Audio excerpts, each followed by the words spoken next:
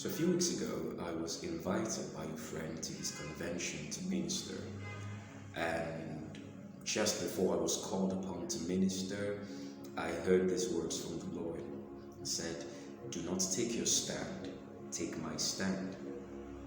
And like most of us usually do, I thought it to be a word for someone or the word for the people, since I was about to minister, without first examining myself and my heart, if perhaps this words were for me.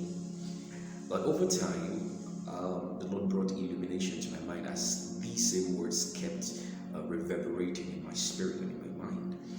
Then He brought illumination to my mind, and I got to understand that indeed I am not to take my stand. And this is instructive both to me and to everyone, as Christians especially. We are not to take our stand. We are to take the stand of the Lord. And if by any means we take a stand, the stand we take must be that which is orchestrated by God. We are to take the stand of God and not ours.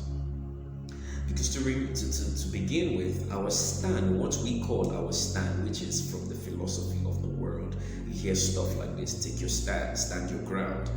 But what we call taking our stand is actually full of selfishness, self-interest, hate, anger, and pain.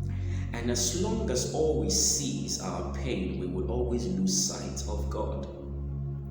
But now, our stand is to be that of the Lord. We are not called to be on the side of for or against. We are called to be on the side of God.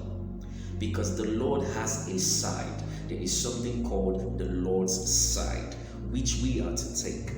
It is when we are still not mature, we are always about the Lord being on our side. Yes, the Lord can be on our side, but most important, when we come into maturity, it's about we taking the side of the Lord. So we as Christians, though we are in the world, we are not of the world.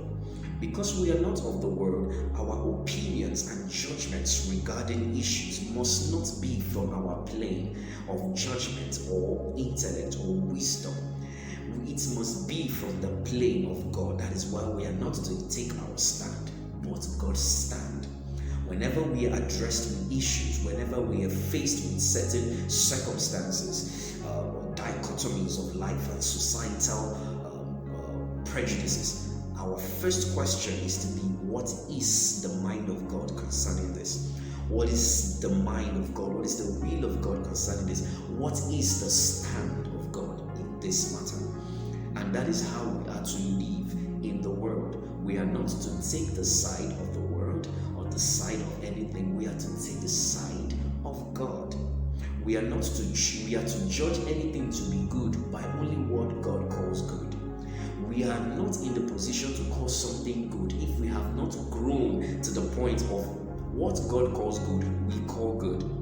The first time the word good was attracted or attributed to a person was only when it had to do with God. First and foremost, only what God calls good is truly good.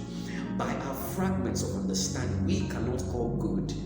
What we call good is not standard enough to be called good. It's not authentic enough to be called good. Only what God calls good qualifies as good.